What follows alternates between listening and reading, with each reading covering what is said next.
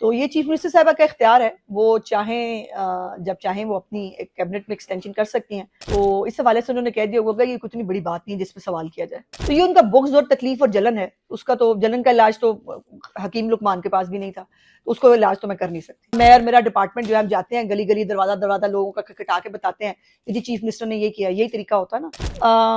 तो टैलेंट नहीं है, मैं नहीं मानती टैलेंट नहीं है, हम टैलेंट को लेकर नहीं आ पा रहे। देखिए ना पीसीबी मेरा व्यू है, ना कजाफी स्टेडियम पंजाब गवर्नमेंट के अंडर आता है, तो इसलिए मैं इसके ऊपर तो कमेंट नहीं कर सकती। लेकिन जाहिर है ये अगर ये सब हुआ है तो चेयरमैन पीसीबी को देखना चाहिए। इख्तियार भाई बहुत बेहतर चॉइस है, इसमें कोई शक नहीं, और इंशाल्लाह मुझे उम्मीद है कि इख्तियार भाई को भी उनका हक मिलेगा। अब ये इसके लिए कोई इकदामात और कोई कॉल नहीं थी, कोई किसी को हमने कोई जलसा प्लान नहीं किया था, ये जलसा हो गया।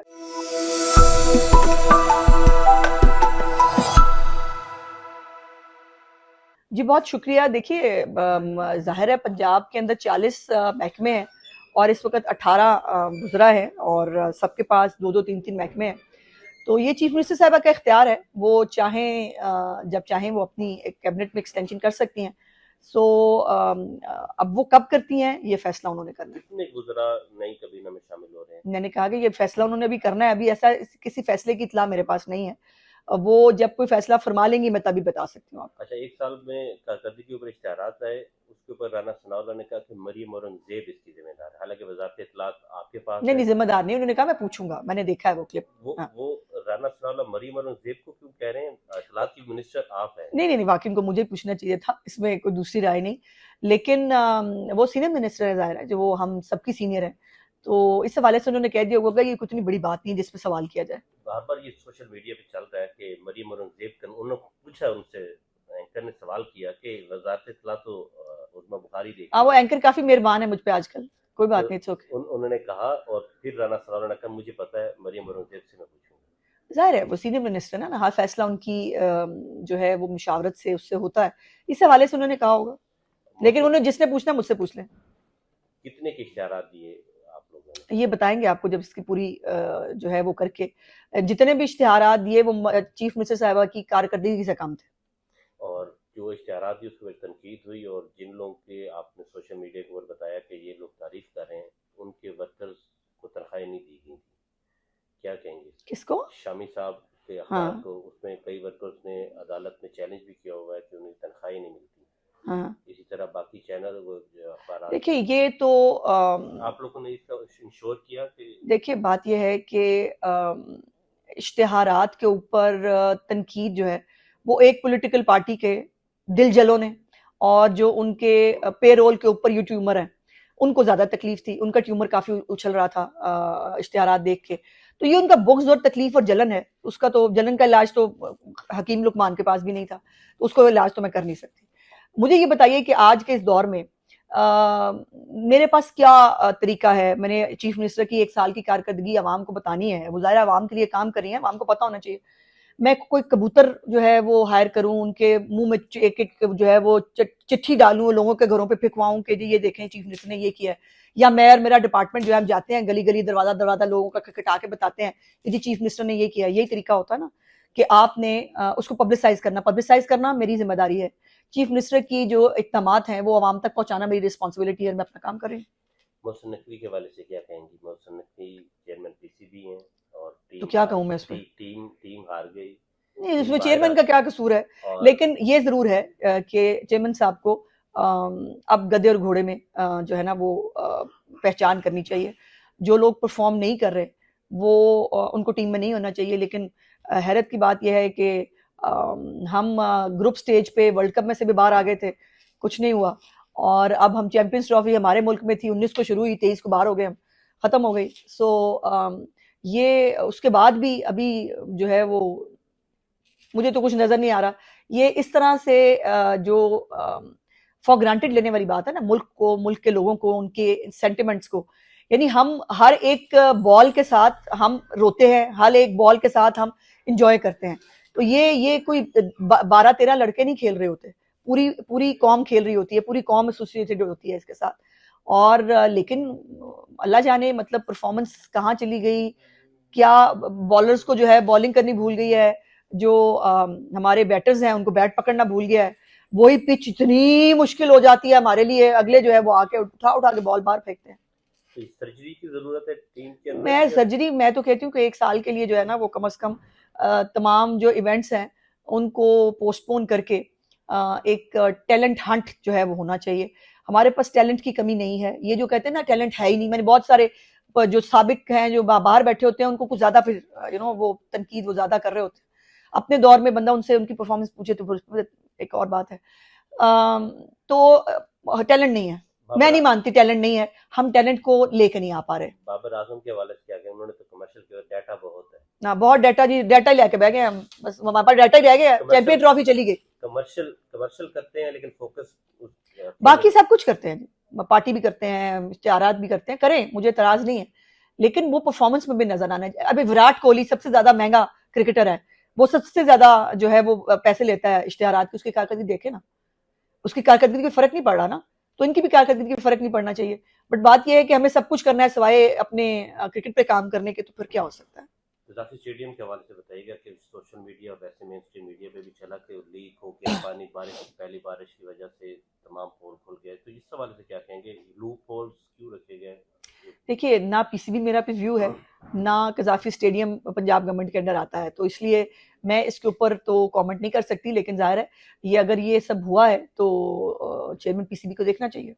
प्रवेश खट्टर शहबाज साहब की कबीना में शामिल हुए हैं, वो आपकी जमात को बड़ी तनकीद करते थे, मरीम नवाज को बड़ी तनकीद करते थे, क्या कहेंगे इस हवाले से? मैं कुछ ना कहूँ तो बेहतर है।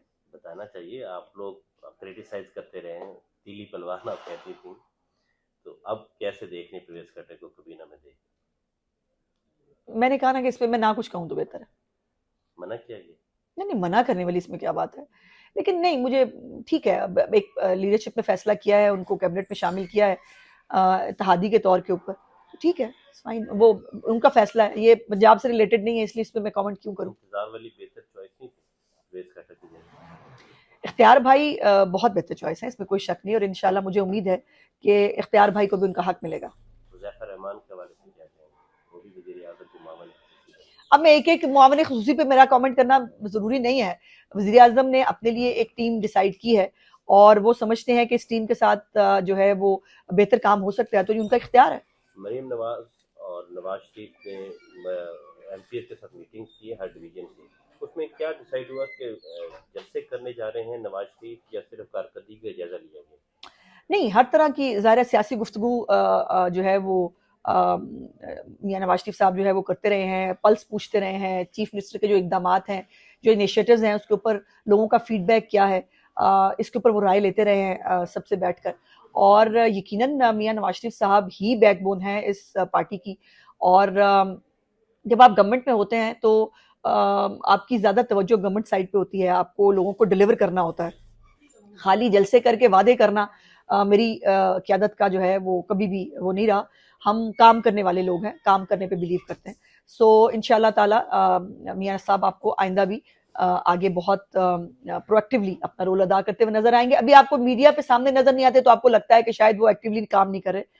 फेडरल गवर्नमेंट हो या पंजाब गवर्नमेंट हो, हर तरह का इनिशिएटिव, हर तरह की चीज, हर एक इकदामात के पीछे मियाँ नवाज शरीफ साहब का अप्रूवल, उनकी उनकी सजेशंस, हर चीज उसके अंदर शामिल होती है। ऐसी कोई चीज नहीं है जो फेडरल गवर्नमेंट करे या पंजाब गवर्नमेंट करे जिसमें मियाँ साहब का इनपुट शामिल ना हो, ऐसा नहीं होता। आखिरी सवाल आपसे कि ये मिलन जलसे कर रही है 1 साल के बाद, 2 जलसे कर चुकी है, सियालकोट में नारावाल में मरीम नवाज ने किया, डीजी खान में शहबाज साहब ने किया, पीटीआई भी जलसा करना चाहती है, उन्हें क्यों नहीं स्पेस मिल रही जलसा करने की पंजाब के अंदर? पीटीआई क्या है?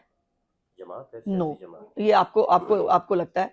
अगर आपको उनकी पूरी जो बैकग्राउंड है, अगर आप वो निकाल के देखें, 9 मई देखें, उससे पहले जो है वो 25 मई भी हुआ था, फिर जो है ये 26 नवंबर भी हुआ, फिर उसके बाद फतूहात का जो है वो कभी इस्लामाबाद फतह करने जो है 2 धरने लेके भी वो आए, पंजाब के ऊपर भी उन्होंने यलगार की। तो और हर वक्त इनके, देखिए, सियासी कारकुन के हाथ में बैनर तो हो सकता है, सियासी कारकुन के हाथ में झंडा तो हो सकता है, उसके हाथ में क्लाशनकोफ नहीं होती। सियासी कारकुन जब किसी पॉलिटिकल एक्टिविटी में आ रहा होता है तो वो किलो वाले डंडे लेके नहीं आ रहा होता। सियासी कारकुन ने जब कोई सियासी इज्तिमा करना होता है तो वो पेट्रोल बम बना के लेके नहीं आता और वो पुलिस वालों के सर खोलने की नीयत से नहीं आ रहे होते। तो ये इनको सियासत, जब ये सियासत करेंगे इनको सियासी एक्टिविटी की इजाजत होगी, लेकिन ये सियासत नहीं करते हैं, दहशतगर्द जमात है, ये जब आते हैं सिर्फ दहशतगर्दी करते हैं और अब तो हर वाक़े से ये साबित भी होता है। आखिर जलसे करने का मकसद क्या है पीएमएलएन का? देखिए हमारा जो, मैं खासतौर पे चीफ मिनिस्टर साहबा के हवाले से बताऊं कि वो जलसा नहीं था।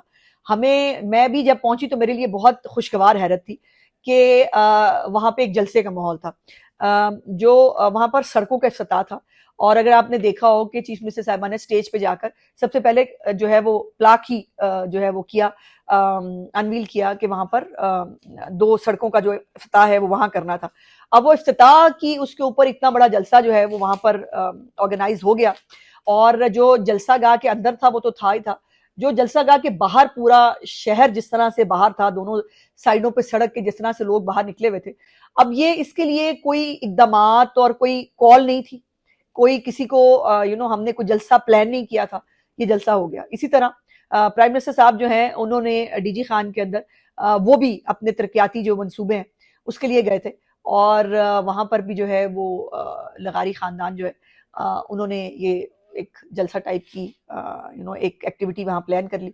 तो ये कोई हमने एक होता ना कि प्लानिंग के तहत कोई हम जलसे करने की नीयत से कोई वो कर रहे हैं। हमारा गवर्नमेंट जो है वो जलसे की बजाय वो इकदामात लेती हैं, लोगों को रिलीफ देती हैं, मेरी चीफ मिनिस्टर वही कर रही है। मजीद भी ऐसे जलसे या ऐसे इक़दामात तो क्यों नहीं हो सकते जलसे? मतलब हम भी इसी मुल्क में रहते हैं भाई, हमारे पास तो बहुत कुछ बताने को भी है। चीफ मिनिस्टर साहबा के पास अपने 90 मंसूबे हैं बताने के लिए, वो एक एक मंसूबे पे बात करना शुरू करें एक एक जलसे के अंदर, तो 90 जलसे तो वैसे बन जाते हैं। Thank you.